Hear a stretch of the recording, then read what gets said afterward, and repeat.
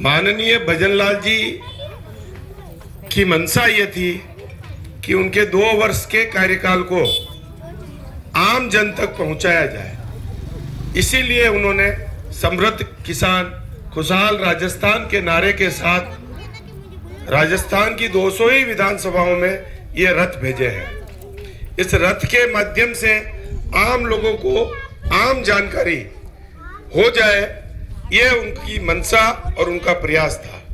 तहसीलदार साहब को मैं बधाई देता हूँ, आपने बहुत अच्छी व्यवस्था करके आम लोगों को सूचित किया ताकि इस चौपाल में थोड़े बिखरे हुए लोग बैठे हैं, लेकिन संख्या ठीक संख्या यहाँ रही है।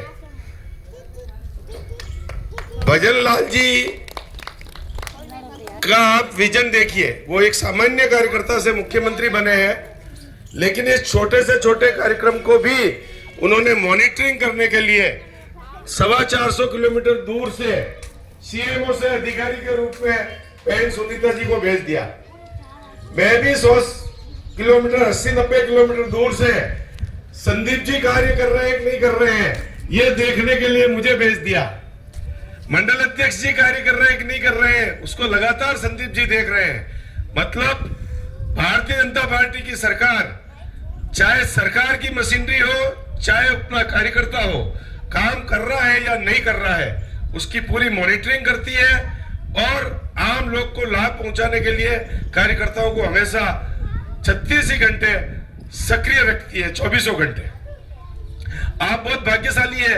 वैसे पूरा देश ही मेवाड़ राजघराने का एहसानमंद है कि मेवाड़ ने जो स्वातंत्र्य संग्राम किया उसकी वजह से आज हिंदुस्तान में जो आजादी प्राप्त हुई, वो जो हिंदुस्तान में जिस सम्मान के साथ हम जी सकते हैं उसके वजह अगर एक किसी राजघराने को दी जाती है पूरे देश में तो वो मेवाड़ का राजघराना है।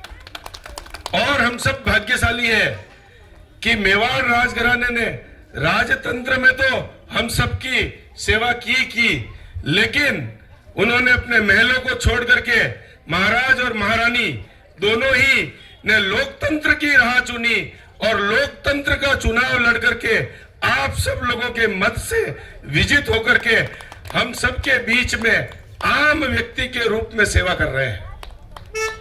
मैं निश्चित रूप से कह सकता हूं कि महाराणा साहब और महारानी साहब के नेतृत्व में विकास के नए आयाम हम प्राप्त करेंगे और निश्चित रूप से इस सरकार में वे इस विधानसभा में सबसे अधिक कार्य लाने में सफल होंगे, यह मेरा विश्वास है।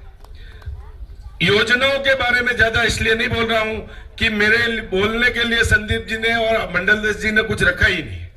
उन्होंने सभी योजनाएं करीब करीब बता दी।